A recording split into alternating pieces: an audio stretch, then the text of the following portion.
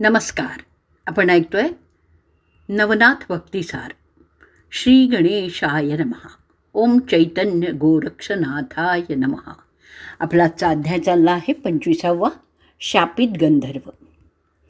व्यापारी लोक अवंतिका नगरीजवळ आले, पण ते आत न शिरता नगराबाहेरच तळ ठोकून तंबू वगैरे घालून राहिले. संध्याकाळ झाली, सूर्य अस्ताला गेला, अंधार वाढायला लागला, थंडीही वाढायला लागली. सर्व व्यापारी एक मोठी शेकोटी पेटवून तिच्या भोवती शेकत बसले. रात्र झाली आणि त्या व्यापाऱ्याच्या समोर काही कोल्हे येऊन ओरडायला लागले. कोल्हे कुई ऐकून ते व्यापारी चिडले होते, पण भर्तरीला कोल्ह्यांची भाषा समजत होती आणि त्यांनी मनात विचार केला, या व्यापाऱ्यांचं आपण अन्न खाल्लं आहे, त्यांना आता संकटापासून वाचवलं पाहिजे. तो म्हणाला, हे कोल्हे का ओरडत आहेत सांगू का? आपल्यावर चोर लुटारूंची धाड येणार आहे, सावध राहा. सावध राहून त्यांच्याशी लढाई करा, तरच वाचाल. व्यापाऱ्यांनी त्याचं म्हणणं मानलं. सर्वजणांनी पैसा, अडका आणि मूल्यवान चीजवस्तू लपवून ठेवल्या आणि हत्यारबंद होऊन चोरांचा समाचार घेण्यासाठी ते तयारही झाले. आणि खरोखरच चोरांची एक सशस्त्र टोळी अचानक धावून आली. पण व्यापारी तयारच होते. त्यांनी शर्थीने हातघाई करून चोरांना पिटाळून लावलं, काहींना तर ठार पण मारलं. हे संकट टळल्यामुळे भर्तरीचं सर्वजण उपकार मानायला लागले. त्यानंतर रात्रभर जागच राहायचं असं त्यांनी आता ठरवलं. पुन्हा उत्तर रात्री भयंकर कोल्हेकुई ऐकू यायला लागली. कोल्हे ओरडतात हे ऐकून व्यापाऱ्यांनी भर्तरीला विचारलं, काय रे, या ओरडण्याचा अर्थ काय आहे? त्यावर भर्तरी म्हणाला, हे ओरडणं वेगळं आहे. याचा अर्थ असा आहे, उत्तरेकडून दक्षिणेकडे एक पांथस्थ या रात्री चाललेला आहे. तो राक्षस आहे, पण त्याला शंकराचा वर प्राप्त झालेला आहे. त्याच्याजवळ 4 रत्न आहेत. जो त्या राक्षसाला मारून त्याच्या रक्ताचा टिळा आपल्या भाळी लावेल, त्याला अवंतीमध्ये फार मोठा लाभ होईल. त्याच्या रक्तात वस्त्र भिजवून आणायचं, नगराच्या वेशीवर, दारावर रक्ताचा टिळा लावायचा आणि आपल्या कपाळावरही लावायचा. भर्तरीचं बोलणं ऐकून व्यापारी आश्चर्य करायला लागले.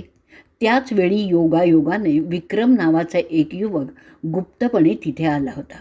त्यांनी ते ऐकलं आणि राक्षसाला मारण्यासाठी तो तसाच त्वरेने उत्तर दिशेला रानात निघून गेला. त्या राक्षसाची गोष्ट अशी होती की चित्रमा नावाचा गंधर्व पूर्वी एकदा शिवपार्वती फासे खेळत असताना तिथे बसला होता. त्यावेळी दान किती पडलं यावरून शंकर आणि पार्वती यांचा वाद झाला. त्यांनी गंधर्वाला निवाडा करण्यास सांगितलं. त्यांनी शंकराच्या बाजूनी न्याय दिला. तेव्हा पार्वती कोपली. तिने गंधर्वाला शाप दिला, दुष्टा, कपटी गंधर्वा, जा, तू मृत्यू लोकात जाऊन राक्षस होऊन राहा. शाप ऐकताच गंधर्वांनी शंकरांचे पाय धरले. शंकर म्हणाले, घाबरू नकोस, तू राक्षस झालास तरी पुढे सुरोचन गंधर्वाचा पुत्र राजा म्हणून जन्माला येशील आणि तो तुझ्या राक्षसी देहाचा वध करून तुला सोडवेल. त्याला असा लाभ होईल की राक्षसाच्या रक्ताचा टिळा जर त्याने आपल्या नगरद्वाराला आणि स्वतःच्या कपाळाला लावला तर त्याचं भाग्य उदयास येऊन तो पृथ्वीचं वैभव भोगेल आणि हे रहस्य त्या राजाला भर्तरीनाथांच्या तोंडाने कळेल. अशी सगळी व्यवस्था आहे. पार्वती काहीच बोलली नाही. तिने शाप दिलाच होता. तो निस्तरण्याचं काम मात्र शंकरांनी केलं होतं. गंधर्वांनी मग आपला दिव्य देह स्वर्गलोकातच ठेवला आणि राक्षसाचा देह घेऊन पृथ्वीवर अवतार घेतला. त्याच राक्षसाचं वर्णन ऐकून विक्रम राजा त्याला मारण्यासाठी रानात निघून गेला. विक्रम राजा म्हणजे कोण? सुरोचन गंधर्वच होता तो. त्याचं रहस्य असं आहे की इंद्रांच्या सभेत अप्सरा नर्तन करीत होत्या. मेनकाही सुंदर नृत्य करीत होती. सुरोचन नावाचा गंधर्व त्यावेळी तिथे होता. त्याचं लक्ष मेनकीकडे लागून राहिलं. त्याचं मन फारच मोहित झालं आणि इंद्रासमोर त्याने पुढे होऊन भर सभेत त्या मेनकेला धरलं. त्याची कामवासना अनावर झाली. ती अप्सरा गडबडली. तिने पटकन त्याचा हात झिडकारला. तोच त्याने मेनकेला आपल्या मिठीत घेतलं. इंद्राला सुरोचनाचा अधिकपणा खपलाच नाही आणि म्हणून इंद्रांनी त्याला शाप दिला, सुरोचना, हीन बुद्धीने तू गाढवासारखा वागलायस. जा मृत्यूलोकात, गाढवाचा जन्म घेऊन खुशाल वाटेल तसा वाग. सुरोचनाचं मन तत्काळ ताळ्यावर आलं. त्याला खूप वाईट वाटलं. तो इंद्रापुढे गयावया करू लागला. क्षमा मागू लागला. वारंवार त्याचे पाय धरू लागला. सारी इंद्रसभा पाहत होती. इंद्राला त्याची दया आली आणि त्याने म्हटले, जा, रडू नकोस. मथुरा नगरीचा राजा सत्यवर्मा याची कन्या सत्यवती हिच्याबरोबर लग्न होऊन तुला विक्रमादित्य नावाचा पुत्र होईल आणि मग तू भूलोकातून मोक्ष पावशील आणि इथे परत येशील. इंद्राच्या शापाप्रमाणे मथुरेजवळच तो गाढवहून चरत राहिला. त्याच अरण्यात त्या नगरीतील कमठ नावाच्या एका कुंभाराची गाढवं नेहमीसारखी चरण्यासाठी आली. त्या गाढवांच्याबरोबर तो कुंभाराच्या घरी गेला. पुढे त्या कुंभाराची परिस्थिती फारच गरिबीची आली. तेव्हा त्यांनी सगळी गाढवं विकून टाकली. पण सुरोचनाला म्हणजे या नव्या गाढवाला मात्र योगायोगाने त्यांनी तिथे ठेवून घेतलं. कुंभार चिंता करीत रात्री झोपत असे. तो गाढवही दाराबाहेर बांधून ठेवलेला असे. कुंभाराला चिंतेमुळे झोप नसायची आणि अशा स्थितीत 2 प्रहर रात्र झाली असताना तो गाढव दाराबाहेर माणसाच्या आवाजात म्हणायचा, कुंभारा, मथुरेचा राजा सत्यवर्मा याची सुंदर कन्या माझी बायको म्हणून आणून दे. कुंभाराला काही कळेना. हा आवाज कोणाचा? 2-4 दिवस गेले. रोज मध्यरात्री हे कोण बोलतोय? भूत तर नाही आहे ना? असे नाना संशय मनात येऊन कुंभार बाहेर येऊन पाहायचा. दिवे लावून त्याच्या उजेडात पाहायचा. पण बांधून ठेवलेला गाढव, बस. आणखी दुसरं कोणी दिसतच नसायचं. तो जेव्हा परत घरात शिरू लागला तेव्हा मात्र त्या गाढवाने त्याच्या समक्षच पुन्हा सर्व वाक्य म्हटलं आणि आणखी म्हटलं, मी गाढवच बोलतोय. सत्यवतीचं माझ्याशीच लग्न करून दे असं मीच म्हणतोय. असं इकडे तिकडे काय पाहतोयस? कुंभार थक्क झाला आणि मग घाबरला देखील. हा गाढव असं काहीतरी भलतं सलतं बोलला आणि ते राजाच्या कानापर्यंत गेलं तर आपली 100च भरेल. आणि हा मनुष्यवाणीने बोलतो म्हणजे काय? छे, याचं तोंड बंद केलंच पाहिजे. असा विचार करून तो कुंभार गाढवावर रागावला. त्यानंतर त्यांनी आपल्या बायकोचा विचार घेतला. हे नगर सोडूनच गेलं तर? हवाय कशाला या नगराचा मोह? दुसरीकडे कुठेतरी नशीब काढावं. राजाला हे सर्व कळलं तर तो आपलं डोकंच उडवील. बायकोचा आणि त्याचा हाच विचार पक्का ठरला. सकाळ झाली. दोघांनी घरात होते नव्हतं ते सगळं सामान त्याच गाढवावर लादलं. मुकाट्याने ते जोडपं गाढवाला लहानशा काटकीने हाकलीत नगरवेशीजवळ आले. दरवाजावर पहारेकरी होते. त्यांचं लक्ष कुंभाराकडे गेले. त्यांना संशय आला. त्यांनी कुंभाराला नगर सोडण्याचं कारण विचारलं, पण दोघंही गप्पच राहिले. तेव्हा पहारेकऱ्यांनी गाढव मागे फिरवून कुंभाराला आणि त्याच्या बायकोला सामानासकट राजवाड्याकडे चालवलं.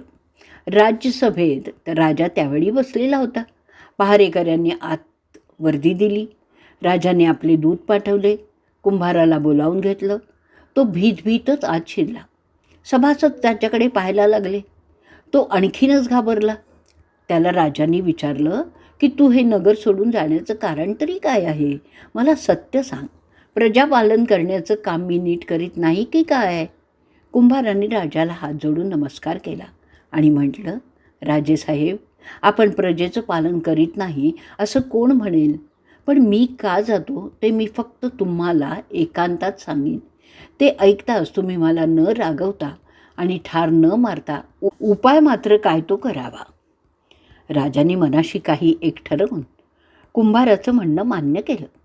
सभाजनांना सांगून तो कुंभाराला एका बाजूला घेऊन गेला. त्याला पुन्हा कुंभार म्हणाला, महाराज, प्रथम अभयवचन द्या. त्या ठिकाणी पूर्ण एकांत होता. राजाने त्याला अभयवचन दिलं.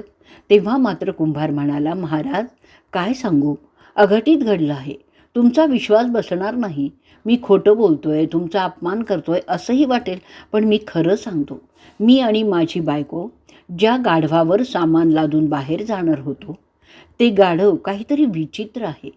रात्री बेरात्री तो मला सांगतो की सत्यवर्मा राजाची मुलगी सत्यवती हिचं माझ्याशी लग्न करून दे. महाराज, हे गाढवाचं बोलणं ऐकून मी भ्रमिष्ट झालो आहे म्हणा ना. ही गोष्ट तुम्हाला समजली तर तुम्ही माझा प्राणच घ्याल. तशी वेळ येऊ नये म्हणून आम्ही मुकाट्याने नगर सोडून जात होतो. वाटल्यास तुम्ही गाढवाची परीक्षा करावी. तो कोणीतरी देवही असेल. राजा फार विचारी होता. त्यांनी कुंभाराला म्हटलं, बरं, तू आता सांगितलंयस ना मला, आता तू काळजी करू नकोस. तू आता आपल्या घरी जा. रात्री जर तो गाढव पुन्हा तुला तसं म्हणाला तर तू त्याला उलट सांग, मी तुझं म्हणणं राजाच्या कानावर घातलेलं आहे. तो असं म्हणतो आहे की सर्व मथुरा नगरी जर तू तांब्याची करून दिलीस तर सत्यवतीचं लग्न तुझ्याशी करून देईल. जा, चिंता करू नकोस. मी स्वतः त्याच्याजवळ न बोलता तो खरा कोण आहे त्याची परीक्षा युक्तीने करता येईल. आता न भिता तू घरी जा. राजाचे फार फार आभार मानून तो कुंभार बायकोला आणि त्या गाढवाला घेऊन आपल्या घरी परत गेला. बायकोने त्याला पुष्कळ विचारलं पण तो काही बोललाच नाही. तो मनातल्या मनात खुश झाला होता. राजा आणि कुंभार यांचं बोलणं सुरोचन गाढवाला पण ऐकता आलेलं नव्हतं. रात्र झाली. सामान जागच्या जागी लावून दमलेला कुंभार रात्री उशिराच निजण्यासाठी अंथरुणावर पडला. तोच दाराच्या बाहेर गाढव पुन्हा म्हणाला, कुंभारा, अरे सत्यवतीचं माझ्याशी लग्न करून दे रे. राजाशी काही बोललास तरी. कुंभार बाहेर गेला. गाढवाला म्हणाला, तुझं म्हणणं सत्यवर्मा महाराजांच्या कानावर मी घातलं आहे आणि ते म्हणतायत की तू जर सर्व मथुरा नगर तांब्याचं करून दिलंस तर ते तुला सत्यवती देतील. अरे अरे, काय कृपण आहे तुझा राजा. मागून मागायचं तर रत्नाचं सोन्याचं नगर तरी मागायचं. मला काय कठीण आहे. उद्या सकाळीच राजाला त्याचं सर्व नगर ताम्रधातूने झालेलं दिसेल. तू आता रात्रीच जा आणि राजाला सांग, सत्यवतीच्या लग्नाची तयारीच कर. रत्नांचं नगरसुद्धा तुला दिलं असतं, पण तू मागतोस तेवढं देतो. तांब्याचं तर तांब्याचं, उद्या सकाळी पाहाच. कुंभाराला नवल वाटलं. त्यांनी रात्रीच राजाला भेटून पुन्हा एकांतात जाऊन ते सांगितलं. राजा म्हणाला, ठीक आहे, आधी प्रचिती तरी पाहू. आता कुंभार घरी आला. गाढवाने मग विश्वकर्म्याला आवाहन केलं. त्याला म्हटलं, विश्वकर्मा, माझा दिव्य देह हा तुझाच अंश आहे म्हणून तुला बोलवलं आहे. तो प्रसन्न होऊन म्हणाला, काय काम आहे. गाढव म्हणाला, ही मथुरा नगरी, सत्यवर्मा हा इथला राजा, तुझ्या एका कृपादृष्टीने ही नगरी तू तांब्याची करून दे. एवढंच ना, मी करतो. असं म्हणून विश्वकर्म्याने आपल्या दृष्टीने एकदा गगनातून सर्व नगरीकडे पाहिलं. त्याबरोबर सर्व नगरी, घरं, सज्जे, मार्ग, वाटिका, प्रासाद सर्व काही पृथ्वीरूप पदार्थ तांब्याचे झाले. पण इतर मौल्यवान धातू मात्र तसेच राहिले. हे रात्रीच घडलं, त्यामुळे नगरवासी लोकांनाही कळलं नाही. सकाळी उठून पाहतात तो काय, सगळीकडे चकचकाट. तांबूस प्रकाशात मथुरा नगर जसं नाहून निघालंच होतं असं वाटायला लागलं. पहाटेला भाटाची गाणी ऐकत ऐकत राजा जागा झाला आणि सर्वत्र ताम्र धातूच्या वस्तू आणि प्रासाद पाहून थक्क झाला. नगरातले लोक मार्गामार्गातून अचंबा करीत हिंडत होते. कुंभाराला राजाने बोलावूनच पाठवलं. तो आला तेव्हा राजाने गुप्तपणे त्याची भेट घेतली आणि म्हटलं, तो गाढव कोणीतरी मोठा देव आहे हे खास, मी त्याला कन्या देण्यास तयार आहे. पण तू असं पहा, राजाने आपली मुलगी गाढवाला ओपून टाकली अशी लोक माझी सगळीकडे भयंकर निंदा करतील. तेव्हा मी असं करतो, सत्यवतीला तुझ्या हवाली करतो. तिला घेऊन तू या नगरातून कुठेतरी दूर देशी जाऊन राहा. कुंभार घरी गेला. रात्र पडल्यावर नगर सोडण्याची सर्व तयारी करून पुन्हा राजाकडे गेला. एकांतात त्याला म्हणाला, मी नगर सोडणार आहे, सत्यवतीला माझ्या स्वाधीन करा.